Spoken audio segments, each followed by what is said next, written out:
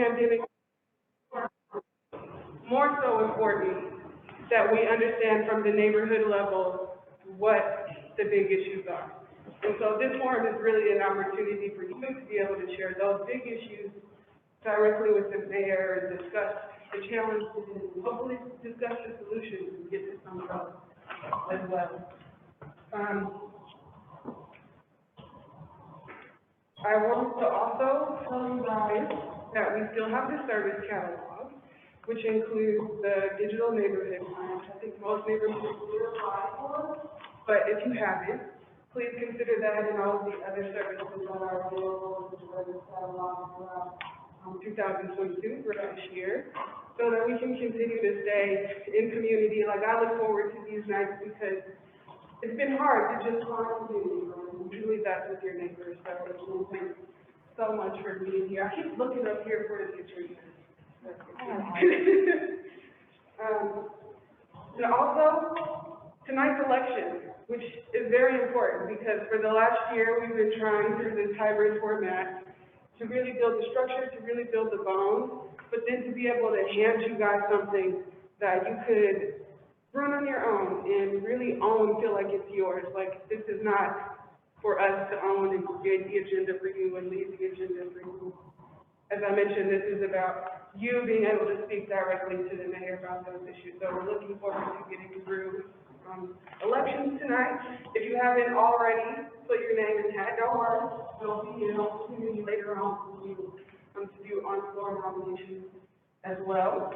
And then last year, when we did our survey, you guys mentioned that the major priorities that you wanted to be able to discuss with the mayor, with the administration, where it started tonight, hard to see, grants for improvement, economic growth, gun violence, and public safety. So I want to open up the floor for a moment, and that includes our virtual folks, to discuss just a little bit of a plan of action for 2022. Whether it's these large ideas or other big issues that you want to discuss in 2022, let's make a plan in the sense of what you want to see on the agenda for the next meeting. Do you want to see someone from the administration? Do you want to see someone from another neighborhood that you feel is doing really good and you want to hear from them and how they made it happen? Whatever. It's just a couple of ideas that I'm throwing out there. So I'm going to sit down because really, again, this is about you. Open floor, guys. Don't be shy. Or I will call on people. Well, I think this is biased, like 90%. Gun violence and public safety should be probably the top two for this year.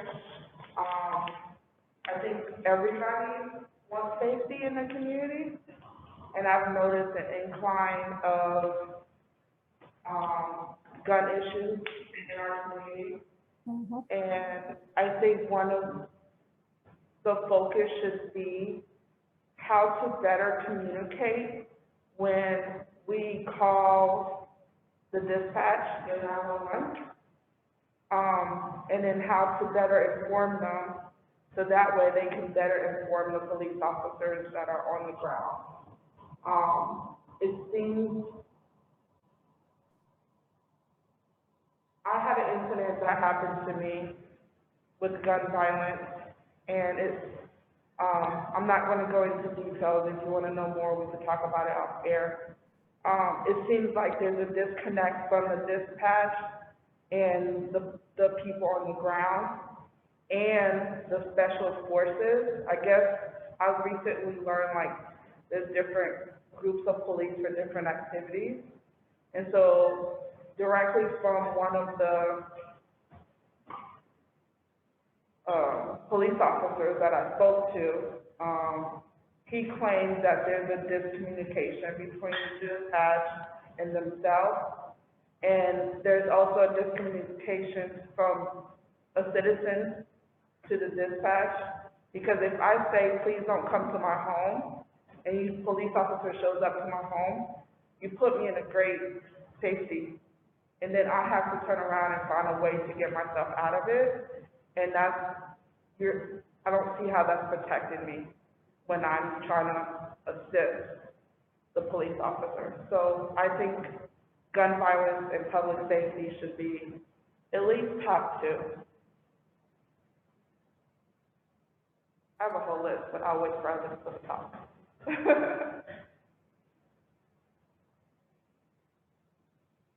Well, obviously, like we always say, we want residents to report crimes and instances, but if we're asking for that, we need to make sure that we know our protections as well.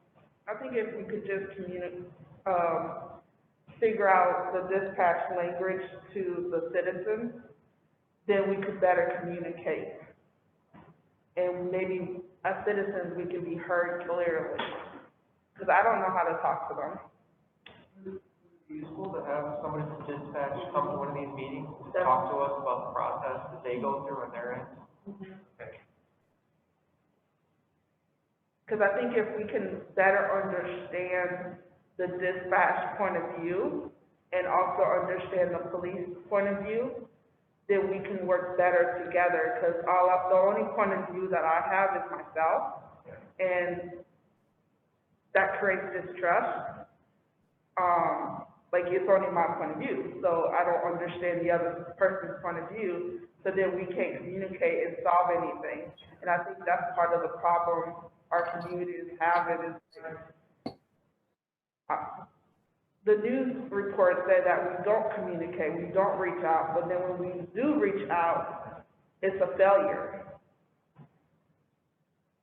Well, I don't want to point the finger, but Donnie and Andrea, we were talking about this a little bit too, about, I think you have some thoughts on that similar subject, right? Yeah, we've had situations in our neighborhood where residents have seen the cars going up and down the streets shooting. They offer to show the video to the police department, and they said, well, there were no shots fired there. And the resident said, go look at your shot spotter again. And they came back and said, oh yeah, I guess there were. Our neighbor said, do you want to see the video? And they didn't care. So that sort of defeats our intent, why do we bother? Because it's not fruitful.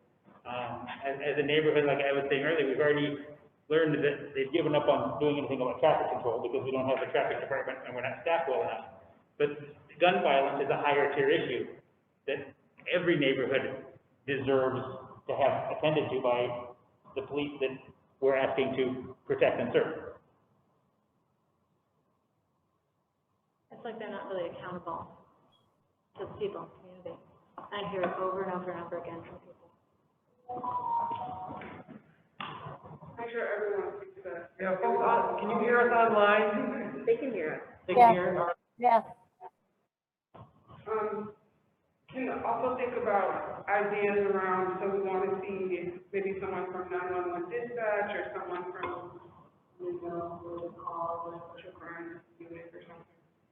Maybe I heard that on TV, but our unit, for that. Then we can think about ways to, maybe we need a committee, do we want to do an event or a program? After we talk to these folks, and, I'm just throwing out ideas, so just to keep the conversation going. Doesn't have to end at us inviting someone here just to better understand their process, but can talk about. I think understanding the process is one thing, but it comes back to what we'd like to see is some results. Yeah. They can come talk to us all they want, but if when the sun comes up the next day or it goes down the next night, and we're still hearing people race up and down the street shooting guns willy-nilly, that doesn't help. But I think that's the first step, if we can allow them to be heard and we can respect where they're coming from, and also hopefully they will respect where we're coming from and we can work together. Because there's a lot of mistakes that's happened in the past. We can't change that. But maybe if they see us come in a friendly manner, and I'm trying to not give too much detail of what I experienced, but incident happened where I was driving and a gun was pulled out at me in the middle of the road. I went to call the police. I reported it. I pulled over. I calmed down. I went to the police station. I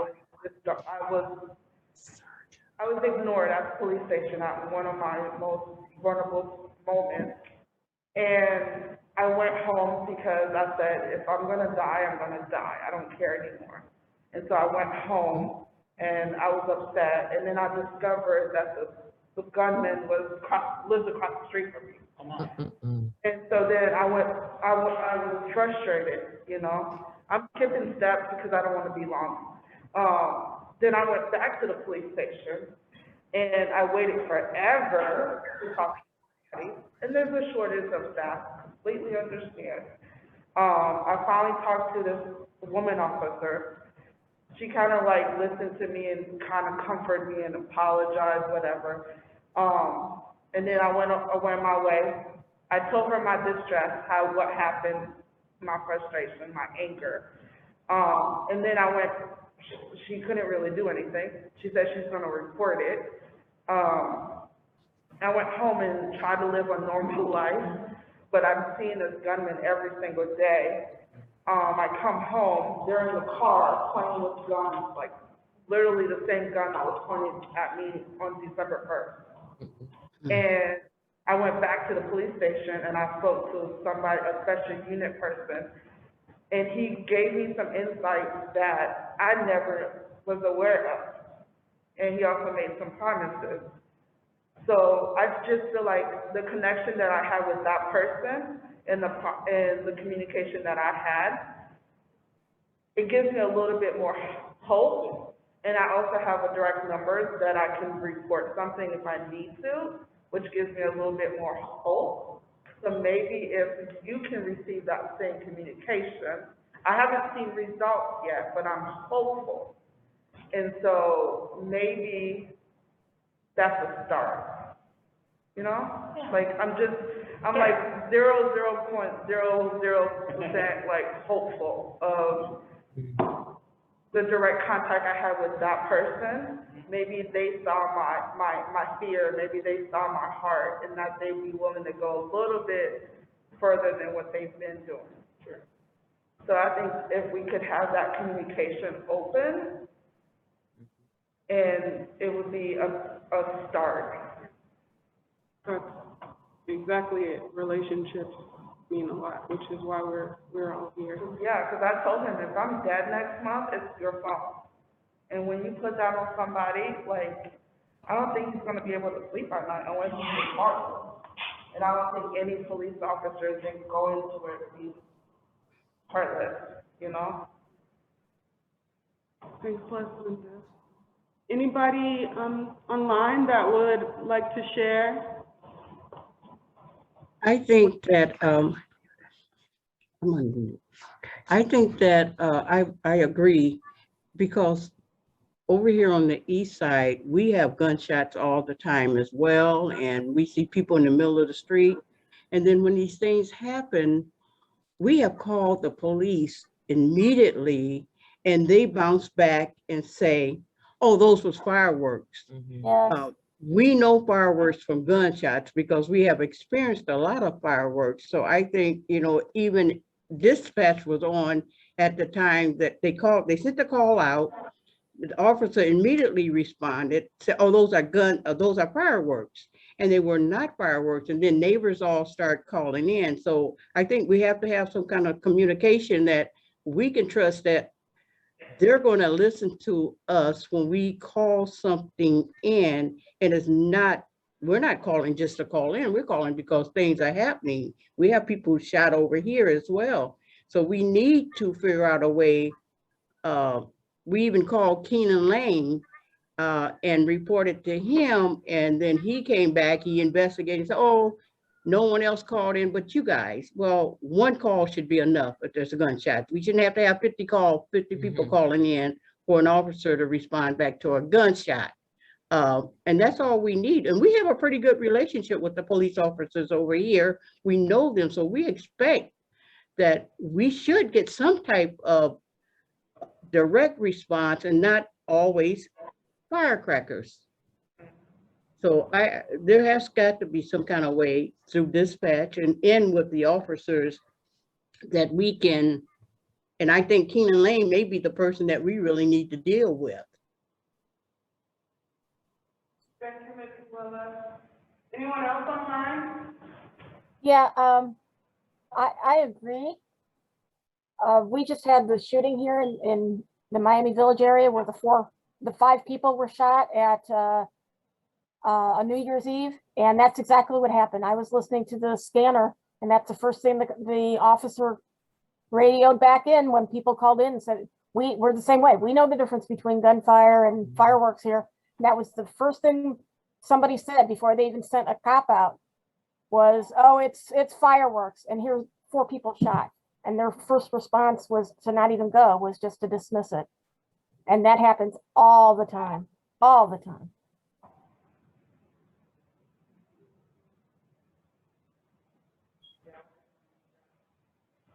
I am, New Year's Eve, maybe everyone else was sitting there thinking, but I know I was sitting there thinking, whoa, the South Side, heavily armed. No way am I going outside. What they were doing is they were, at least on my street, I don't know about everybody else, they had certain people to do fireworks, and then in the midst of it, they were doing the bullets. So they were maxing, at least on my block, they were maxing it with the fireworks. Yeah. Oh yeah, that happens a lot too. Because they know the first response from the officers is going to be, oh, it's just fireworks, particularly on a holiday. I mean, that's like, that would be the prime time. If you ever want to get rid of somebody, is do it on a holiday because they just automatically dismiss it as fireworks. And they also listen to the scanners too. Yeah. Yep. So we certainly need responsiveness from the police when we hear gunshots, just not the reliance on the data that we get from spot shotters. Any more ideas from online, even if it's not related to gun violence, or if it is, we can keep talking about that too. But this is just an open time for you guys to talk about what you want to do in 2022. Obviously, gun violence is the first thing. So. Another solution regarding the gun violence, I was doing some research. Everybody's familiar with Ring doorbells.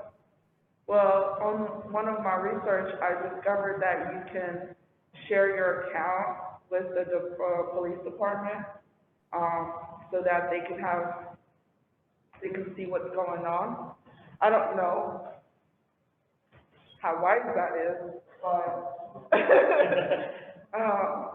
you can share your doorbell and your floodlight cameras. Maybe that could be something we can look into to see if we can limit the crime. I don't know much about it, but I did read about it on the rings.com thing.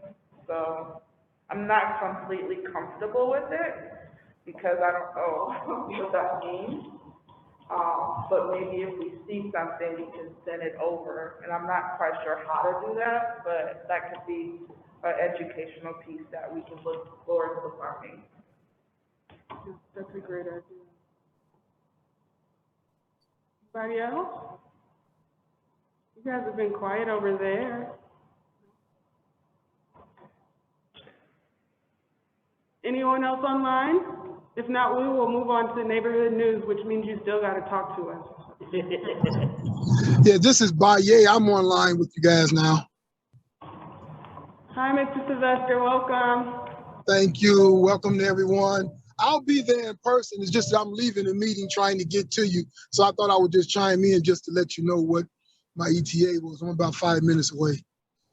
Oh, great. And you have some, while we're on this topic, because by the time you get here, we'll be on a different portion of the agenda.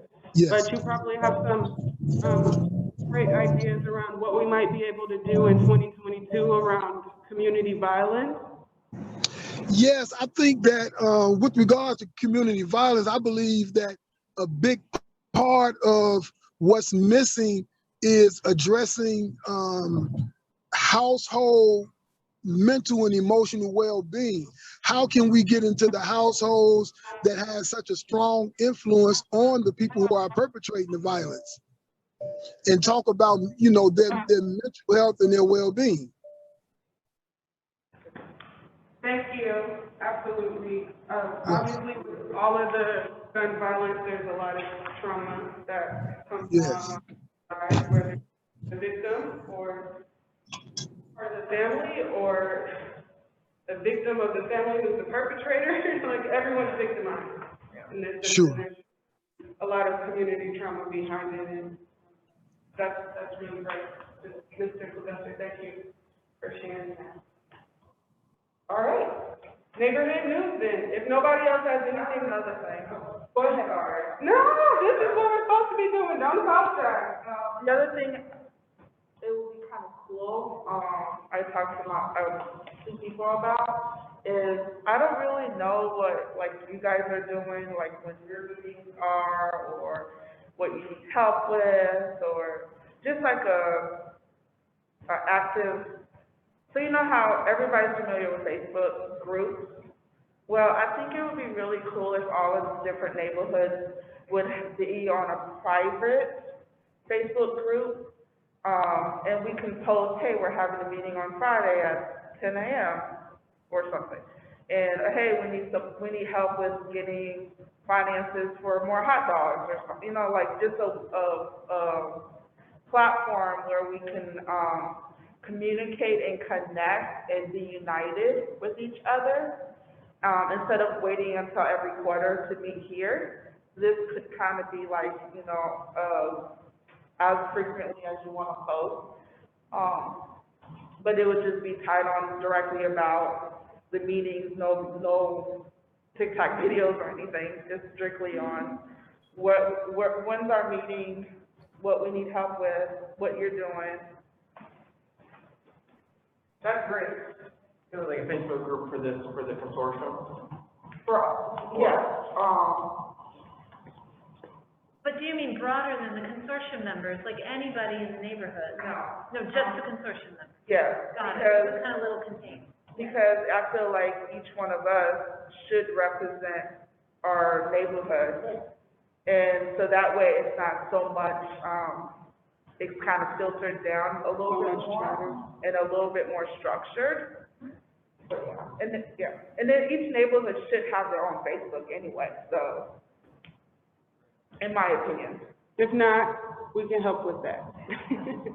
Yes, but that's absolutely like moving into 2020 and wanting you guys to become more of an autonomous sort of group.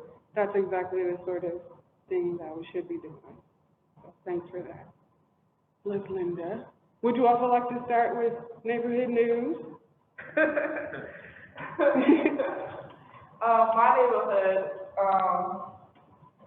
we're still trying to figure out a floor plan and trying to make sure we use money that we're receiving wisely to build this duplex that we're trying to do. So we're really big on how can we be good stewards of the money that we have. So we do tend to go back and say, well, could we do this part better or not? You know, so we're stuck on that right now. It seems like we're redoing everything. And also, we've just been talking about ideas for 2022 to make our neighborhood safer, plus to attract different neighbors to the group. So I went around asking for gift cards for different restaurants so that maybe we can do a Facebook draw for people that live in the community. Hey, how was your day? Maybe you can win a Hacienda gift card, you know, just to get them more connected. So that's all. We've just been planning and thinking and brainstorming. Thank you. That's good work. And development's hard when it's not like neighborhood members in a democratic process. Just keep it up. Do you guys have to? Sure, Donnie Rogers with your website, neighborhood organization. We've sort of slowed down over the holidays. We had so you want to see what we're thinking about and what our next steps are. They're pretty much the same thing that are in the handout. We were doing a neighborhood t-shirt contest, and we're looking forward to the city plan results from the studies they've been doing for us. at our meeting, since you asked. Our next neighborhood meeting is the 25th of this month. I'm not sure where it's going to be yet, Marty, do you know? I believe it's in the Civil Rights. Civil Rights Center, so, yeah, that's our next neighborhood meeting. Come join us, please. In terms of our neighborhood thoughts, we've had a potential large, development project that sort of, redirected our conversation efforts to the last couple of meetings, so we're kind of waiting to see how that folds out or shakes out, and then we're looking forward to what the city has on the plans they've done for us. And sorry, Dominique's supposed to be facilitating this portion. I stole her thunder. Sorry if I messed up your roster. So we've heard from the Far Northwest and the Near West Neighborhood Organization. Okay, has any news from your neighborhood? I can go.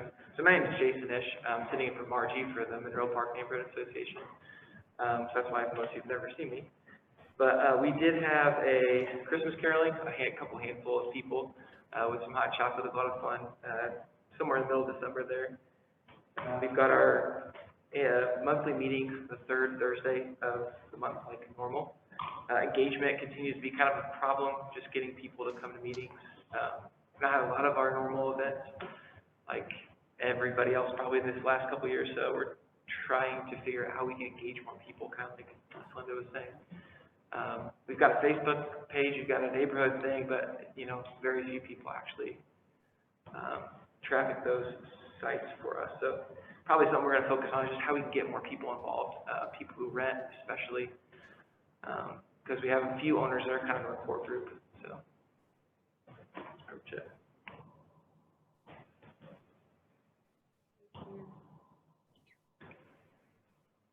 Mr. Sylvester, since you're in the room, I didn't know if Ms. Gashaw is also online, or are you representing Lincoln Bender?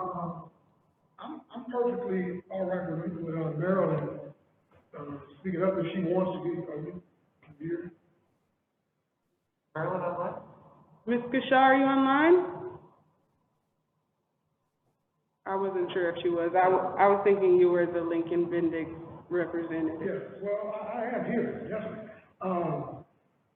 As far as news is concerned, we have our next meeting next Thursday. There are a number of things that Lincoln Business Park are concerned about. We have gone in front of the city council, a businessman wanting to locate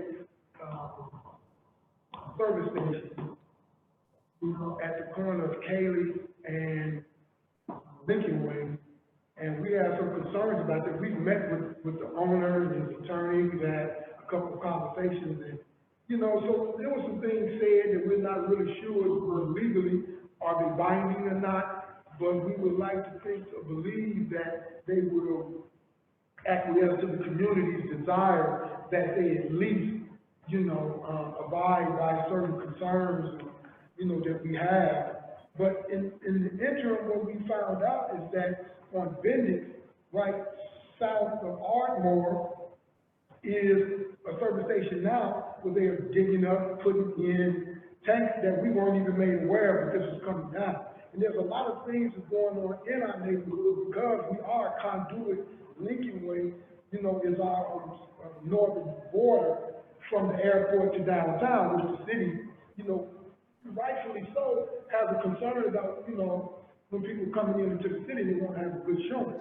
The recent construction on the corner of Lincoln Way and Olive Street, a lot of money was invested in that. Not everyone in the community on either side of Lincoln Way are totally satisfied that it was the best design or what we needed in that community, but nevertheless is there. But what it does speak of is the fact that we still feel marginalized in that city government does not send people out into the community to find out, okay, what is it that you would like to do, you know?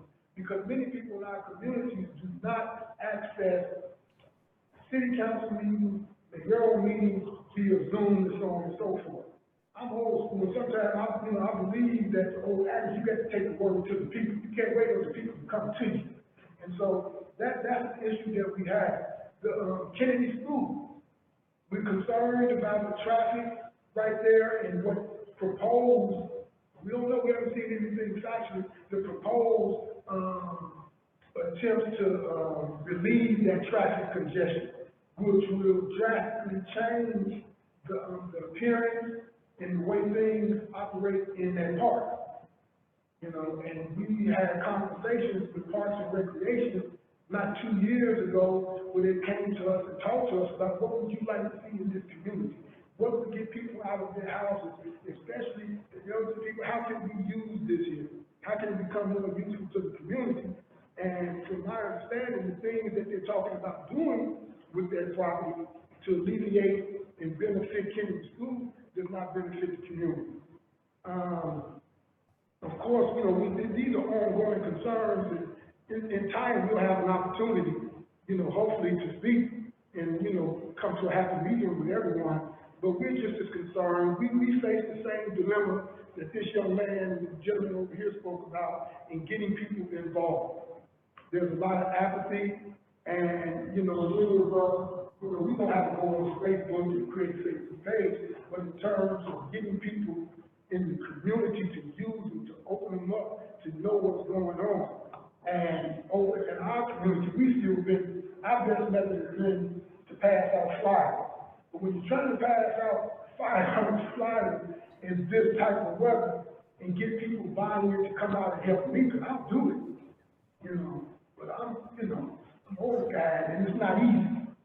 You know, so we face that same dilemma, and maybe we can arrive at some understanding collectively about how we can, you know, learn from other people about how to resolve that and have the potential to get more people involved.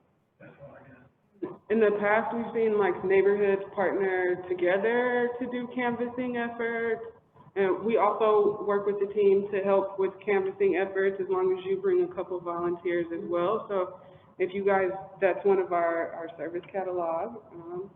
Yeah. So if that's something that you all need, please let us know, and we're happy to.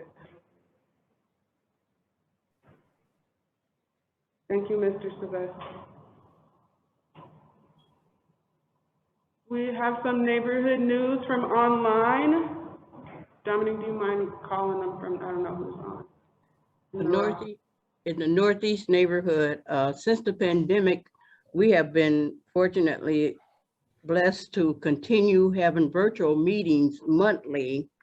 Our food pantry is very, very busy. We have given out over 200 meals of food pantry packages monthly now.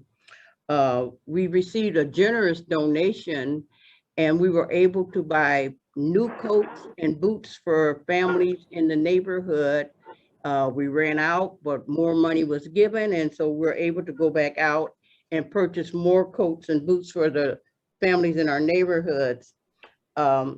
We partnered with Greenbridge and Cultivate, and we get food from them as well. And the families that come, normally we just have the Northeast neighborhood, but because of the pandemic, we have been trying to assist anybody that comes to the Northeast neighborhood that needs food, because that's our goal, is to help the families out. Trader Joe's is now working to become partners with us in the Northeast neighborhood. If you haven't been there, get over there and check it out. There's a lot of development going on. You will, when you drive through the neighborhood now, you will see a lot of apartments going up in the neighborhood here. Also, you know, we don't have Shot Spotter over here on the east side, but New Year's Eve, we too had over 200 rounds going off in the neighborhood. And one house over here on the east side was also struck with bullets, and somebody was injured from that. So, you know, we all are experiencing the same problems, and we all need to work with one another. But those are just some of the things that we're doing at the Northeast Neighborhood Council. And anytime anybody wants to sit in on our meetings, our virtual meetings, if you just send an email to Patty Walsh, and Patty will give you her email, and you can come on virtually and see what we're doing and Absolutely. and join us. Patty? Is there a way I can post my email so you don't have to write it down? You can put it in the chat. I'll put it in the chat. Okay, Thank you, Ms. Walsh. thank you. Who else we've got online? Is there anyone else? We have, Mr. Teague or Mr. Northern. We have Terry Mark. Hello, yeah, can you hear me? Yes, we can. Okay. Yeah, not too much to report on the southeast side. Of course, we're the neighborhood where right where the shooting happened on Miami. Of course, we heard a lot of shots like everybody else. I didn't really chime in on, things that we could be working on, as far as the gun violence and the youth. But I do think, and I've probably spoken with the current mayor and Mayor Pete. I believe that until, for one, we have to figure out how to get these troubled youth to trust us, to want to try to develop a relationship with them. And two, I think that until we can provide real alternatives, the education is out there with our platform, Bendable is free and everything else, but like real opportunities for these youth to make money, however that's done. I don't know if it's through jobs that are being created through federal grants, and so many of them jobs are allocated to troubled youth that's making a good wage, to where, one, you're keeping them off these streets 8-10 hours. Hopefully they're working hard. You're giving them a different path than the one that they're currently just stuck in, to where they're just drinking and drugging, getting emotional, and shooting and killing each other. There has to be some real alternatives to the life that they're living. And even if a person is a hustler, if a person has a job and you're making $20 an hour, and you can see, okay, this might not be that bad of a way. I think we're making real inroads into the issue with these youth. Absolutely, like Baye was talking about, there's also the issue with being able to effectively address the mental issues in the household. It could have been a blessing to me growing up, and it still exists, absolutely, because you have kids that are growing up in dysfunctional households that don't have any real influential, powerful, positive people. So their only idols and sources of influence are past generations that don't have anything really positive to offer. So that's my spill on that. We need real, like I know, like with the city BPA, they have these youth jobs for the summer, and that's a good thing. But if there's some way that the city can tie in to any kind of job that has federal funding involved, or whatever else, there needs to be some kind of way that these jobs are radically accessible. Maybe it don't have the traditional hiring process when it comes to the applications. I don't know. A lot of these, yeah. But there has to be something like that, coupled with education opportunities to get certifications and things like that. Give them something else to focus on, because it's obvious I look at the news every day, first thing in the morning, all three apps, and normally when there's violence, it's teenagers and young adults. So what can we offer them to get them to consider what they have to lose versus what they're going to do? So that's my spill on that. As far as news from the southeast side, not too much to report. We do have, which is awesome, the Southeast Community Center. Look like they're really moving ahead with that. They've gotten the metal in, so they're putting the frame and everything up. So that's awesome. SOAR, which is the Southeast Side Organized Area Residents Neighborhood Association, also has a new web page. And I believe Infocus played a big part in redesigning or whatever. This is not necessarily something that's going on the southeast side, but it's like a partnership with the Drucker Institute, the library, InFocus, TRC, and the city of South Bend. We're hosting this Winter of Learning event. There's maybe 3 or 4 different topics. I know there's how to brand your business, or how to design a web page. Ben Volgren is doing like a marketing piece on how to brand your business.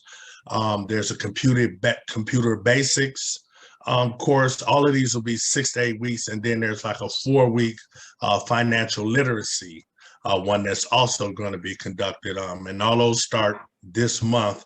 I believe you can sign up.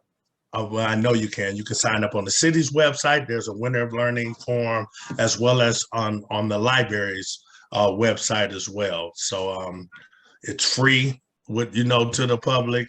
We got facilitators from the community that are hosting these events. A school teacher from Riley, he's doing like the coding, how to design your own web page and all of that. So if you know anybody that's interested, if you're tech shy or whatever else, and you want to get a little bit better at computers, or you're an entrepreneur and you're trying to brand or learn how to market your business, if you know of anybody, please let them know. They can go to the library's website. It's called the Winter of Learning event. And if you go on the city's website, you can see it on there as well. And that's it for me. Thank you, sir.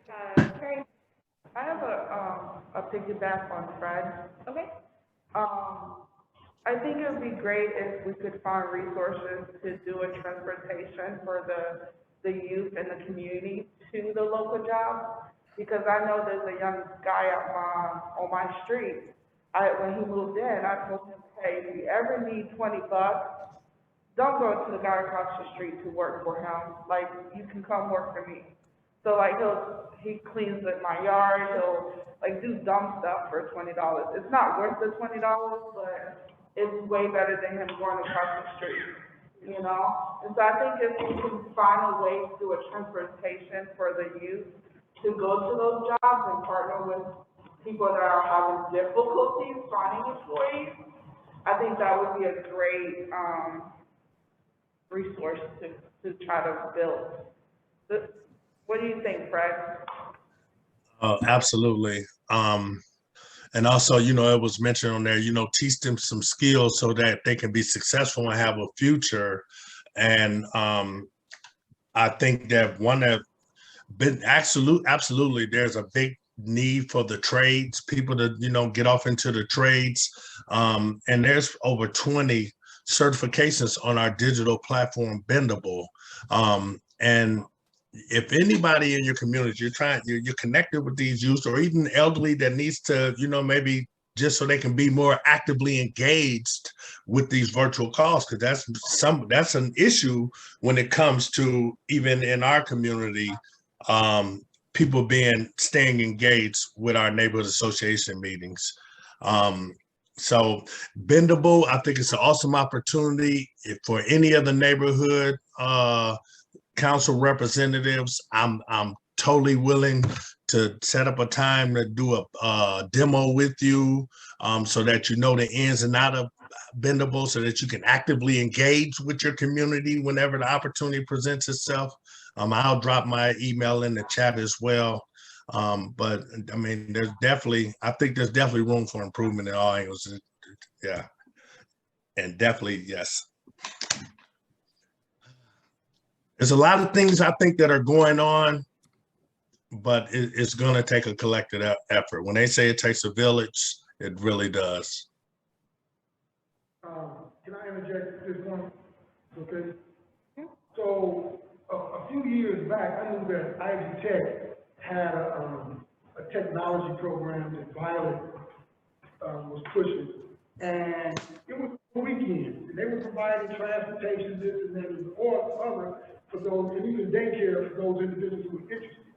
And it was a very good program, and it may be similar to some of the things that Fred is talking about right now. But I also know that in Indianapolis area, in the Carmel area, that they had the J. Everett Light And this Jared is a trained thing where they bring in, it's everything from if you're interested in healthcare, mechanics, you know, learning tool and die things of this nature, and they work with them and they move them along things.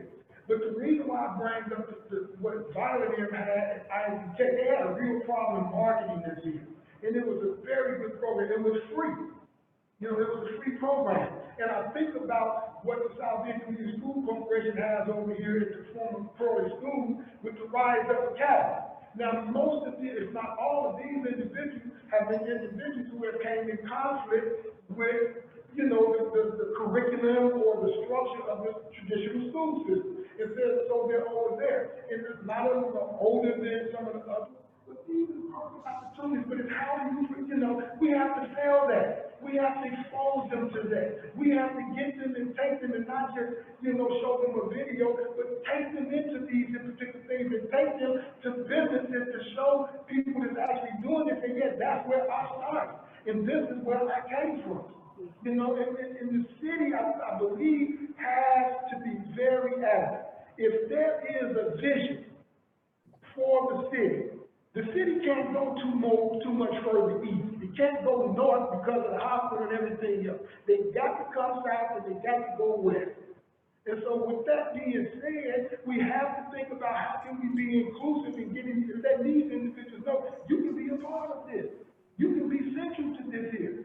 But it can't be an afterthought. These young men in the city of Chicago, they had 769 homicides last year. 634 of them was black. In Indianapolis, they had 269 murders, homicides. I guarantee you 190 of them, if not more, was black. People under 30 predominantly. So this represents a crisis. And I can talk all day long about what the city administration is not doing, so on and so forth, but if my house is on fire, I need to be dealing with my house on fire. But that does not take anyone off the hook about the responsibility to meet these needs. People are dying. I don't know what the county is here locally, but when you think about every one of those persons who were physically harmed to the point where it's going to affect them for the rest of their life, or who are now deceased about the productivity that's being lost. And so this represents, you know, I don't know, you know, I know y'all got civil engineers and community planners and so on and so forth, but we have a crisis going on in the community. And I know that we have to find ways to respond to it. Many of these community organizations don't have the wherewithal. And even in the near northwest and the near northeast, they may be very crafty and how to bring development in. But can you address these other underlying issues that are affecting the quality of life for the most marginalized, most needy people? Because I once read that you can judge a community about how, or a country, how it treats its most vulnerable. And so how we judge the city is how we treat its most vulnerable. It's a flip. That's it. I think Ms. Marks wanted to go next. She said preach. Ooh, I just could have sat and listened to him just keep talking. He got me pumped up. Okay, I am Carrie Marks. Can you hear me, guys? Yes, ma'am. Yes. Okay. I am Carrie Marks. I am representing River Park. Kind of slow during the winter months and the holidays. Let's see, we did, I'm sorry, hold on a minute. I just had this pulled up and then it. Right now we have neighbors that are volunteering to just send out our newsletter. We give a newsletter to every house. We have a lot of elderly and people who can't get on Facebook. So that's very important for us to get that out. It's about 2,000 newsletters that we have volunteers and we all pass out. We pick a street. So I really like that because it shows that it just makes you believe in the community. Like there are people, we are doing this. And then we had a Christmas decorating contest. We finalized our t-shirt design and we ended up picking two. We're going to have a kids t-shirt and an adult t-shirt. we had Neighbors Helping Neighbors food and hygiene drive, where we had 2 distribution dates, one before Thanksgiving and one before Christmas. Trying to think. We are still having our meetings. They go back and forth. Sometimes they're virtual, sometimes they're in person. We haven't done a hybrid one yet. But I have a feeling that we're going to be going back to virtual. Some of the concerns, the intersection at Ironwood and Wall, which is the entrance to the zoo. There are constantly people crossing there with their kids to take them over to the park. Sometimes the zoo lot and all down Wall gets so packed that people park right there on Wall over across Ironwood in our park, in our neighborhood. And we just are wanting to maybe have somehow get lights there, more, I don't know, something. It's dangerous. I'm like, we don't want to see anybody get hurt. So, all the Adams kids cross over there to go to school. So that has been a concern for many neighbors.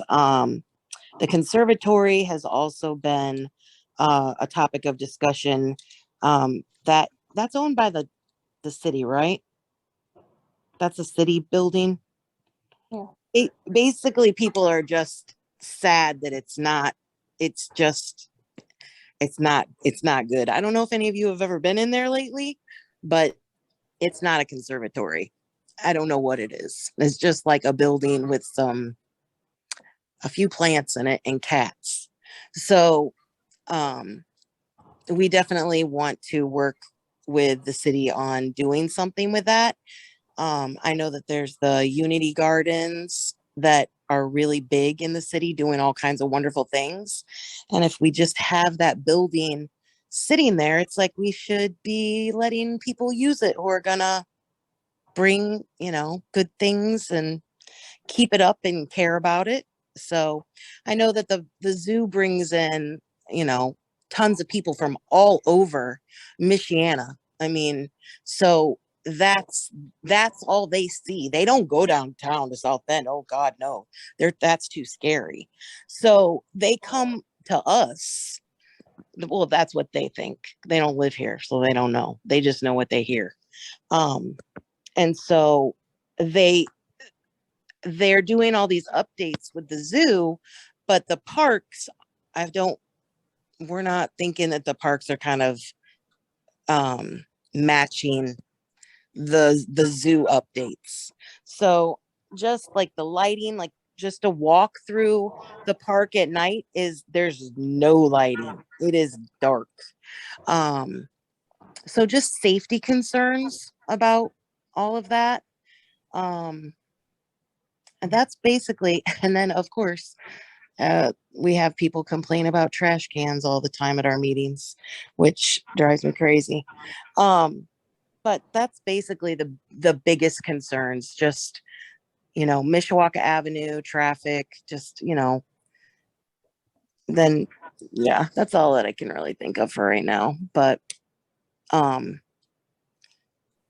really, like all of us trying to grow our, associations is just really hard right now. So I think the Facebook group is a great idea, just to kind of, we all together are a big group of people. And if we can start branching out and going in and helping each other, that would help all of us. So I thought that was a great idea for the lady who suggested that. And that is about all. Thank you, Ms. Carey. Thank you. Ms. Applegate from Miami Village. Yes, thank you. Can everyone hear me okay? We can. Okay, thank you. As all of you have, we have problems getting people involved. We do have a Facebook page, and it is fairly well read. If everybody that read the items on the Facebook page came to our meetings, we'd be ecstatic, but they don't. But we also were going to develop a web page to reach out more people. And one thing we definitely want to do, because we also have a lot of older residents, is get a newsletter started. So doing the newsletter would not be a problem. Getting it distributed, I don't know if we'd be as successful getting neighbors to distribute it. So if you would have any advice on that, I would appreciate that, but that is something we'd like to do. I will be working on putting together our long range plan to submit to the city to address all the different issues that we have here. We are a unique neighborhood in that we are almost entirely residential. I mean, we don't have big apartment buildings, we don't have hotels, we have very few businesses, just a handful along Lincoln Way. So we have kind of an odd situation. So our long-term goals have a lot to do with safety issues and code enforcement issues, that type of thing. One thing that we are concerned about, we have the Randolph Street Park. We had a shooting there earlier, well, I guess actually the last year now, a few months ago, where the woman unfortunately was killed. The shooting on New Year's Eve obviously was in the Miami Village area. It was on our side of Miami, unfortunately. So we obviously have concerns about increasing crime. One thing that happened, there was a motorcycle gang that was formerly in the Monroe Park area. Keenan Lane thought they had chased him out of the area, but now they're back in our area.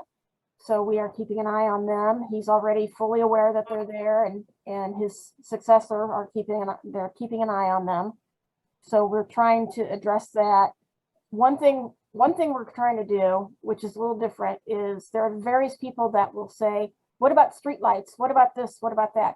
So we're trying to get volunteers that's what they do. You are Captain Streetlight, and have them just go within our boundaries and just collect all the streetlights that are out, because a lot of people don't call on their own. They just assume it will get fixed eventually, which is not true even when you call it in. So we're trying to get people who will just maybe once a month drive around and look for all the streetlights that are out. And then they can, if they don't want to call it, they can email them to me and I'll call them in.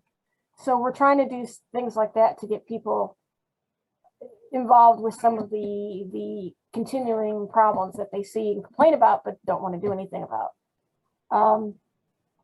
In terms of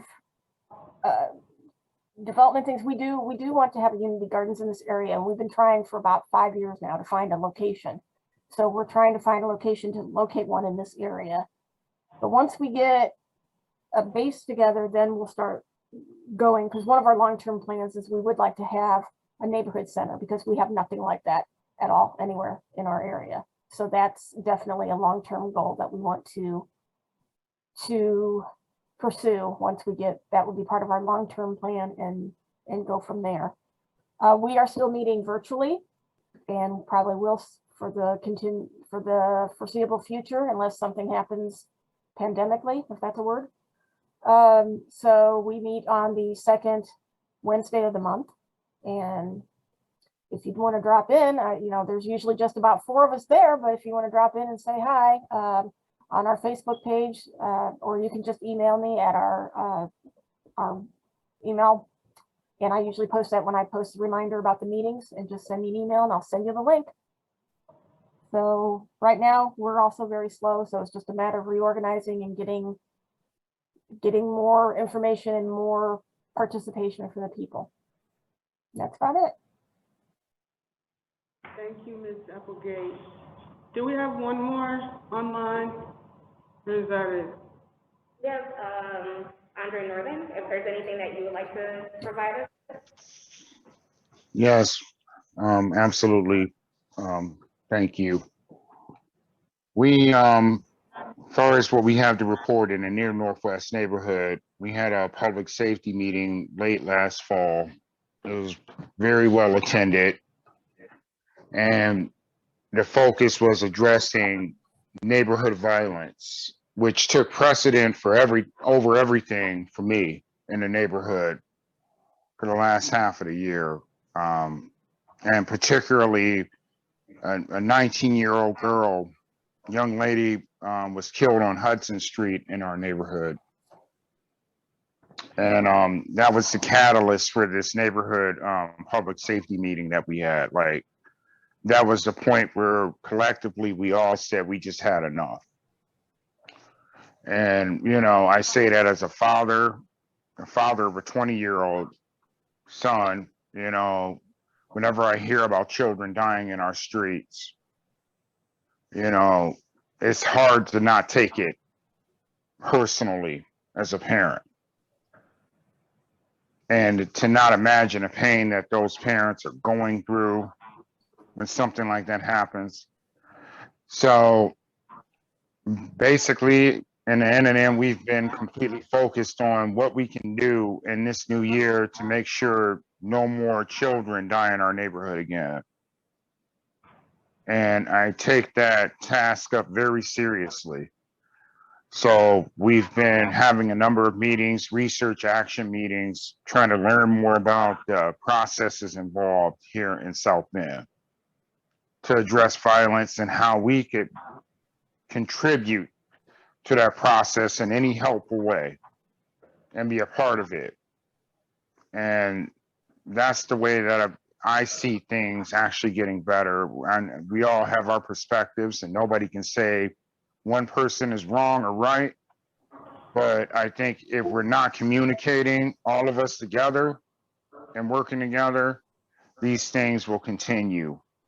And I don't believe that we could afford not one more young man or woman leaving this earth well before their time.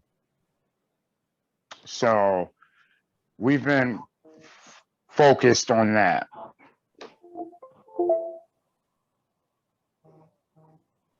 Thank you, Dre.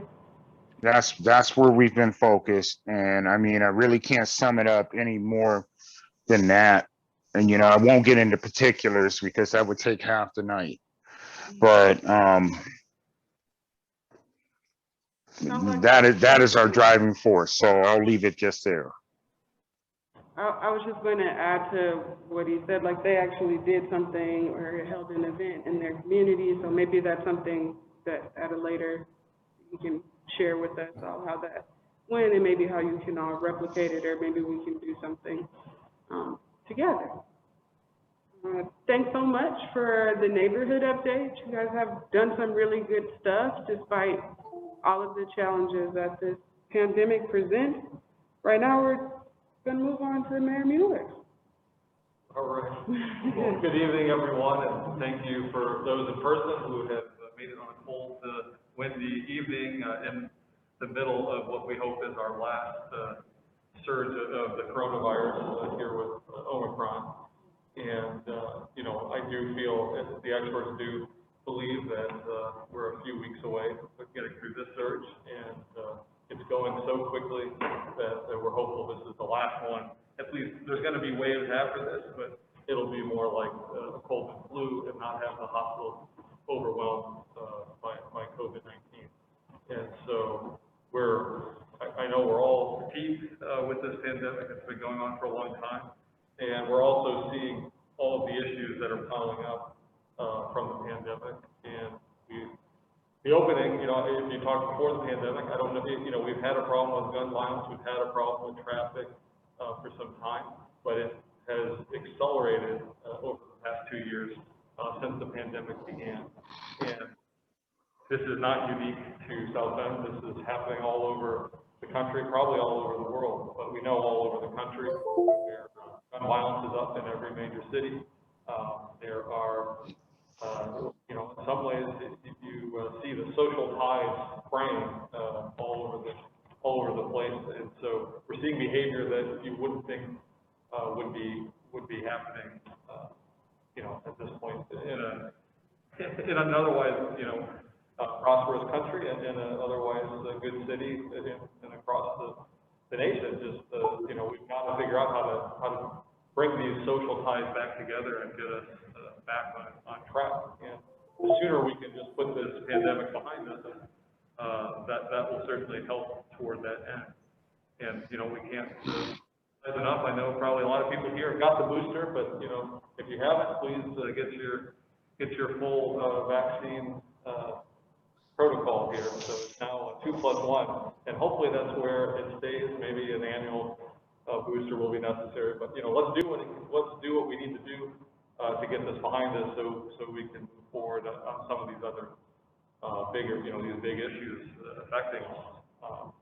On gun violence, you know, I think those who know the chief of police may know that he's a little more emotional than I am.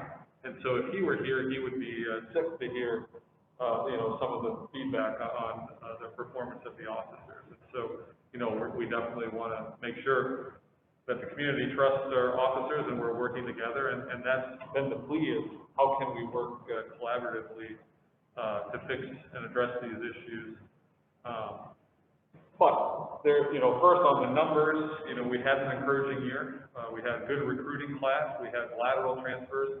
We were going up, and we were entering this year looking like we might be able to get those numbers up. And then this COVID wave hit, and the state has halved the number of recruits we can send to the academy. So we had a number of recruits lined up for this year, and we're only going to be able to send half of them to get trained and come online, at least in this first academy. Hopefully after that, they'll open it back up for subsequent ones. But those are things that happened in 2022 where we weren't able to send our recruits.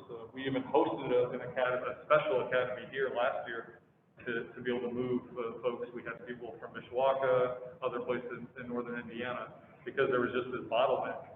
So even when we get recruits, we're now facing a bottleneck of getting them trained and through the academy. But we'll keep managing that, and hope we'll have the numbers back up, you know, in the next year. But it's a long process from getting, you know, getting people on board to being ready to go out and do the job, because there's a lot of training involved.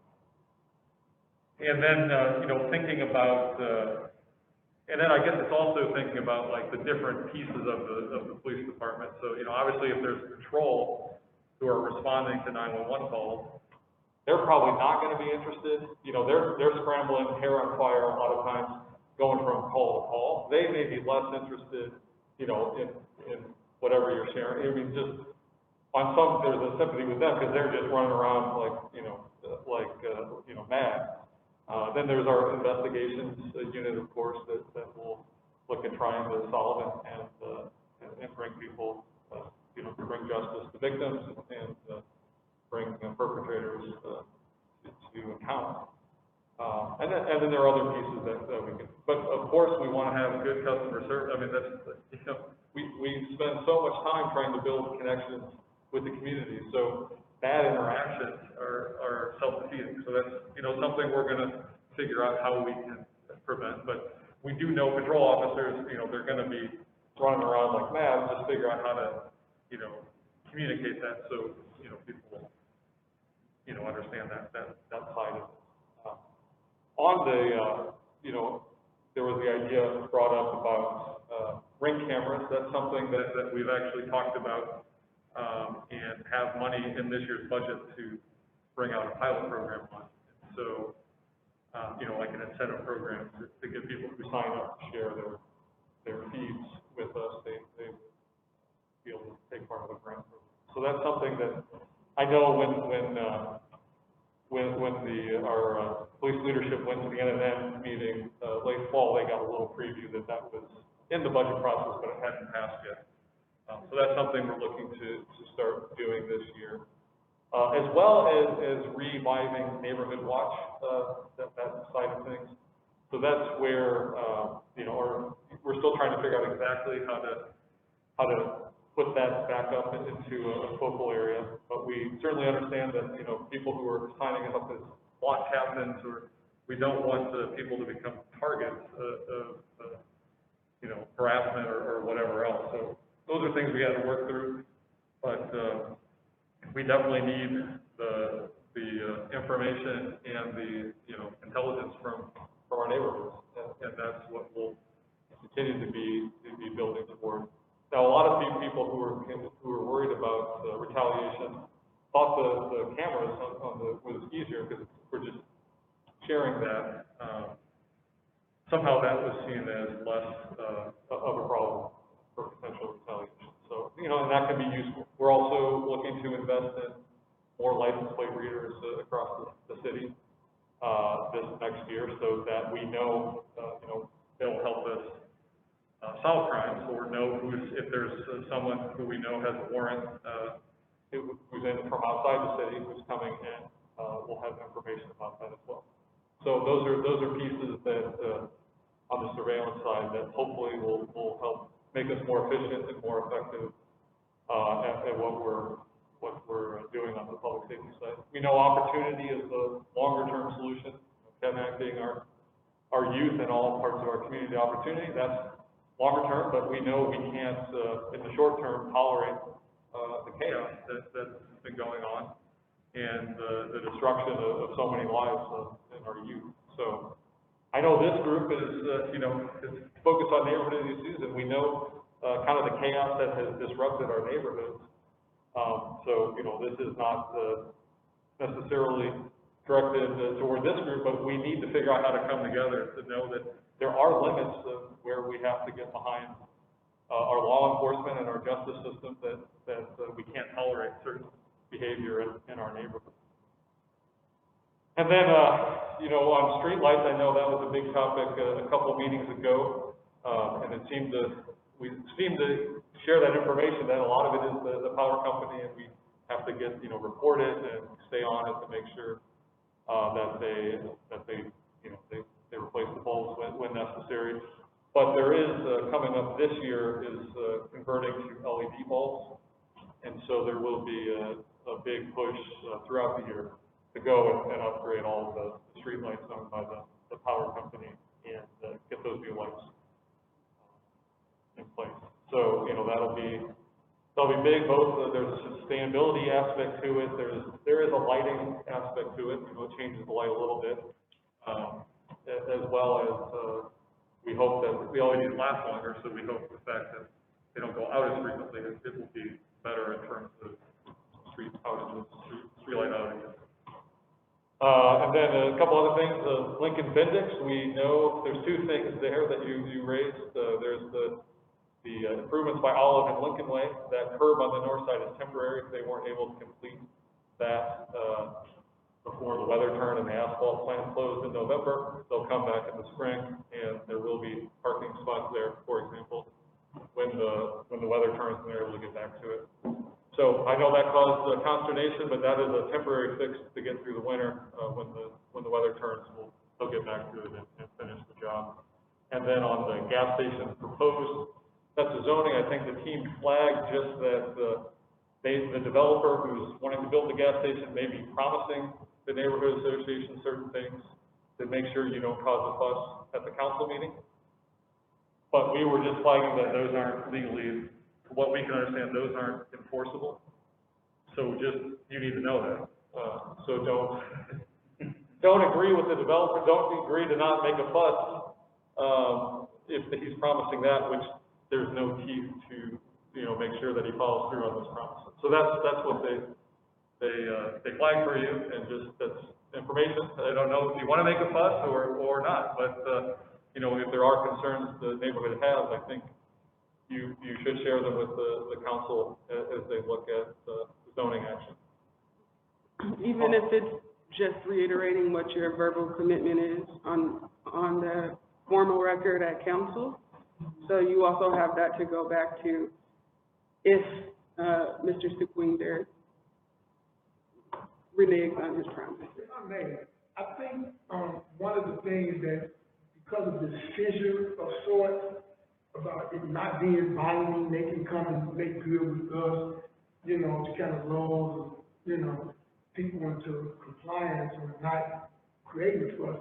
But I think that what has come about in conversations I've had with the people that haven't been in the emails is that we think that the fact that they are wanting to put that service station there, and then right around the corner of Bendix, where the Maryland once upon a time wanted to put the store, that there's another gas station going in. When you have two other gas stations that are presently in existence from Bendix to the airport entrance, is representative of the fact that, the city hasn't representative plan for the area. And so people, businessmen come in, well, I bought this land, I wanna plop this there, I wanna plop this there. And does it speak to the vision that the city, or what is, does that fit into the vision of the city for this area in the short term and the long term? And if it does not, where is there a vision? Because people say, well, this hodgepodge of this service station, is that what we're gonna have here? Or is there anything other in the short term, in the long term, that the city has for this corner, and to stabilize property values in these areas and stuff, that we're on the north side of Lincoln Way and from Western Avenue or Washington to there? Because it seems as though that it's just a hodgepodge. In other areas, we know that there's a deliberateness that goes into what's coming into a particular area. And that's what the city plan and the neighborhood plan and the zoning, is meant to do, protect neighborhoods from things that are, undesirable from coming in either unexpectedly or unwisely into different places. I don't know the specifics of the zoning. I think the gas stations always have to get approval from the common, is that a special use that always has to get approval from the common council? I don't think that is always, like, if it's grandfathered. I think if it's on certain zone parcels, they have to go get a special exception with the common council, so it's a case-by-case basis. So if it's formerly been a gas station, they can do that without a special exception. So that could be why you haven't heard from those folks on Bendix. On Lincoln Way, that's zoned community business, which is exactly what it sounds like. It should be small businesses that are neighborhood serving. Insurance person, hopefully a bank, right? A small, maybe, grocery store or gas station. But actually, it's not a gas station because they have to get a special exception, which is why they're coming through this entire process. If it were enabled, then they wouldn't have to do this. And I know that. Sorry, but on that, if we could, because we have to get kind of back on schedule, but we can keep talking about that because that is an important issue and also important that everyone here kind of understands, planning and land use and where your neighborhood plan is, or where can you find the plan for Lincoln Way? I think it's in the West Side Corridors plan. Mr. Mayor, unless you have anything else. Yeah, no, I mean, I guess there's two parts of this. That's why we're doing neighborhood plans, that we're trying to get to as many as we can. And I know that's a request of Monroe Park for this year, so I was gonna say next year, but it's already 2022. And so, we'll look to do that as well.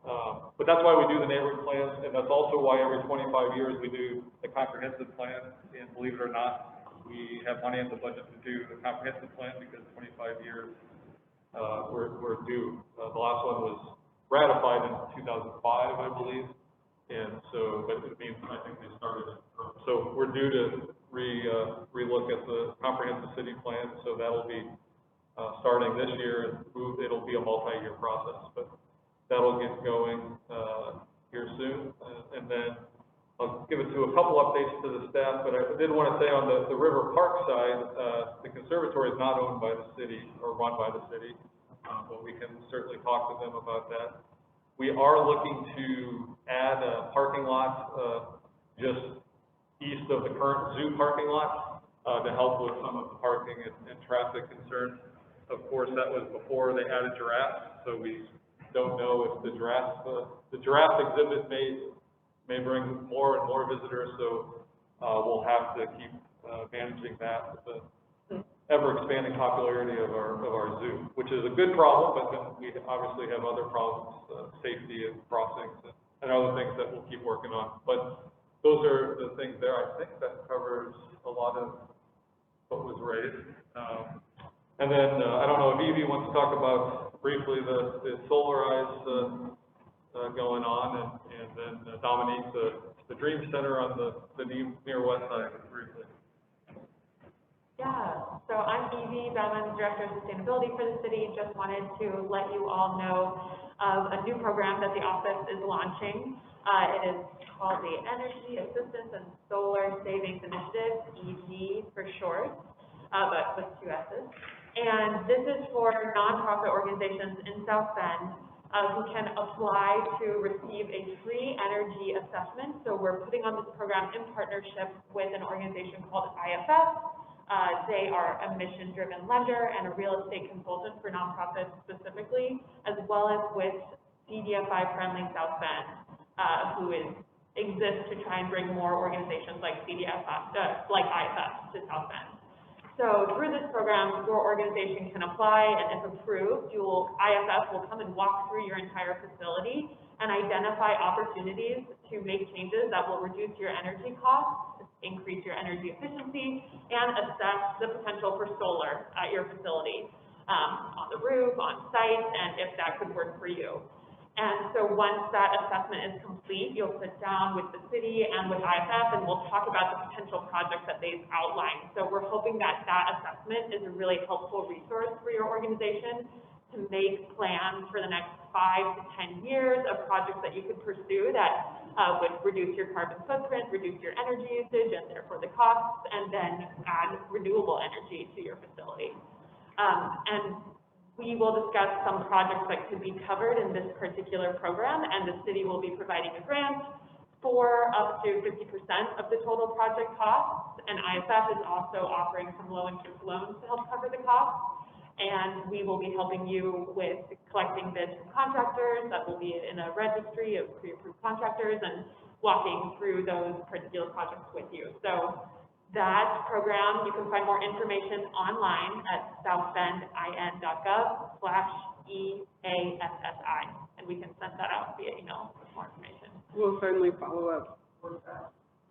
And so that's for organizations, and then one more flag, if you haven't seen it in the newsletter, the solar co-op is still up and running. The deadline to join that for homes is February 28th. So it is free to join. You'll just get more information about if solar is right for your home. And they organized a group purchase rate, so it'll be a lower rate than what you can expect. And if you've ever been considering going solar, now is the time, because the policy expires on July 1st of this year. That will make it much more expensive for solar to make sense for you. So happy to answer any questions about that too later. Oh, yeah. Yes, in regards to the Dream Center, we do have a public meeting on Monday, January 10th at 6 p.m. at the King Center. As you may have heard, that there's a investment that is happening into Kennedy Park, specifically in regards to revitalizing the current King Center. So we are looking for input and feedback in regards to some of the things that residents would like to see in regards to that project. There will also be a survey that will be coming out hopefully on January 10th as well. So if you are unable to attend the first public meeting, there will be a series of public meetings through April, I believe, in regards to providing input and feedback on the project. So if you do have any questions, please let us know. But otherwise, the first public meeting again will be January 10th at 6 p.m. at the King Center. And again, if you cannot participate in this upcoming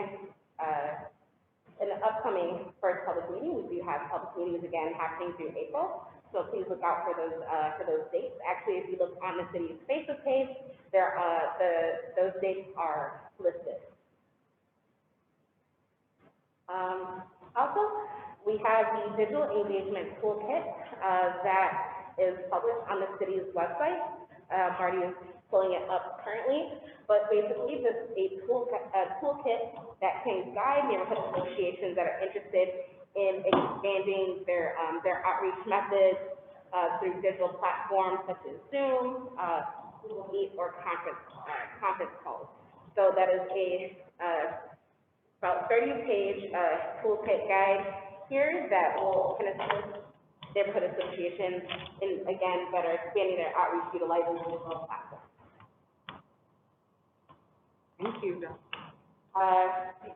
anyone have any questions?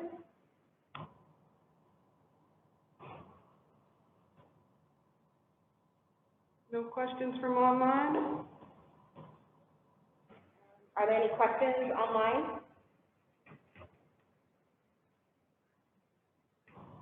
If not, we can transition into elections. which is the exciting part. So, I can go ahead and announce who the current candidates are, and then, if we have any self-nominations from the floor, including the floor virtually, please let that be known. So our first, candidate is Les Linda from the far northwest side for president. And we also have Miss Deborah Applegate, from Miami Village, who is that right, Miami Village? Thanks. I get the Miamis confused. From Miami Village for secretary. So we have a vacancy and a candidate for vice president. And those are the three, offices that when we, voted for or agreed to the guiding principles that we were going to have. So, I'm going to pass out some papers. But first, before we pass that out, I want to open the floor to anyone who would like to nominate themselves for any of the three roles. One being president, which Les Linda is on the ballot for. No one for vice president, so we're looking for a brave volunteer. And then secretary, which we also have Ms. Deborah Applegate on the ballot for. So I'll pass these sheets out. Online, we're going to do a poll. If you could just split these into three for each position, and then one vote per organization, because I know we have some organizations with their alternates both here and online. You know.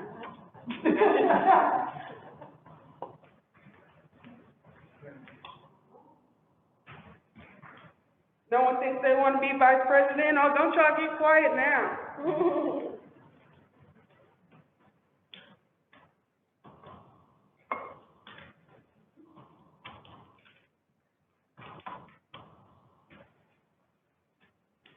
While people are voting, I did look up the gas station situation, and it is always a special exception in any zoning district.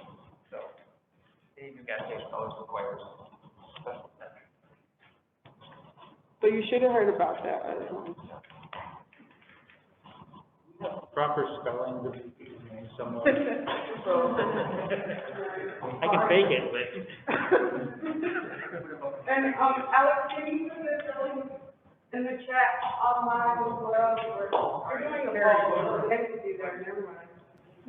Never mind. We had somebody put their name in for vice president. Yay! Gary Marks, thank you so much, Gary.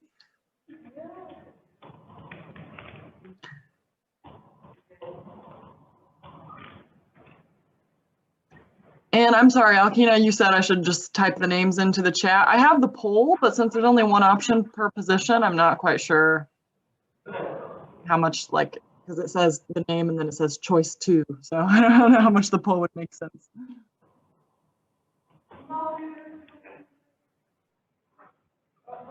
What's their last name?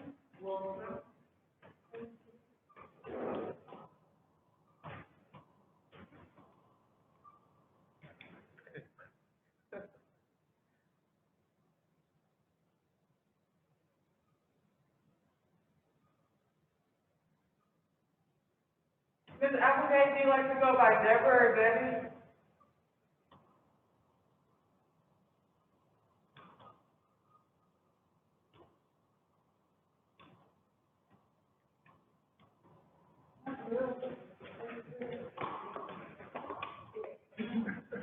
Are there just one candidate for each category?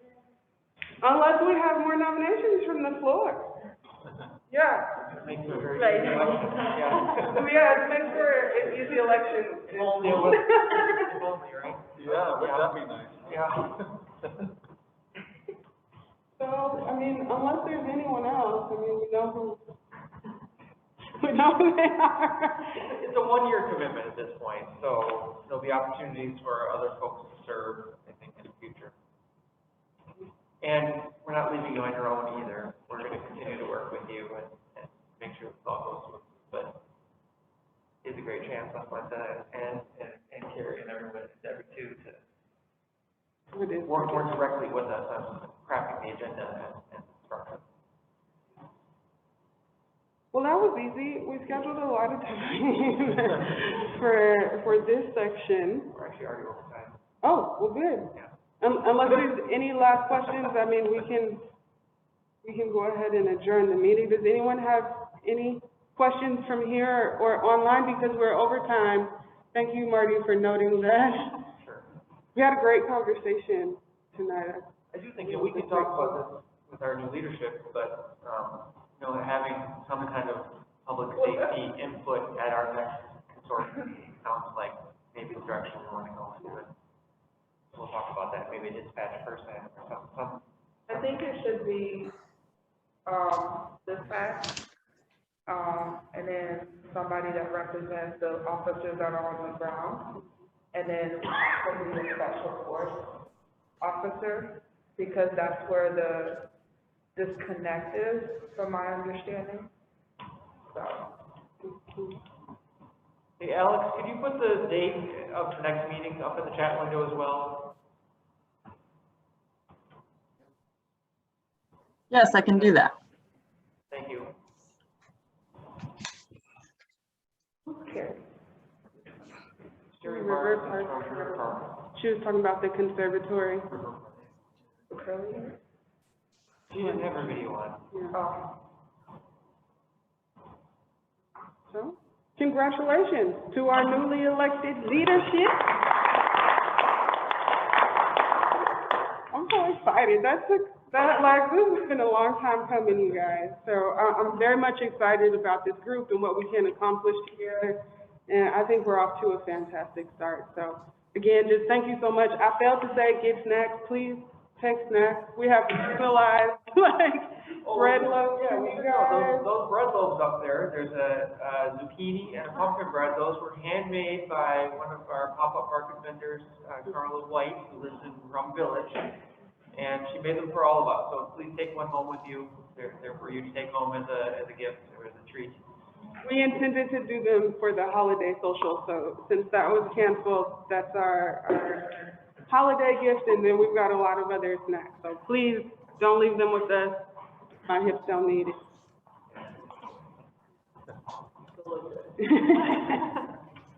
Now, Kenya, you can bring me one. Yeah, we could do some drop-offs. Yeah, we can do some drop-offs with that. Get back.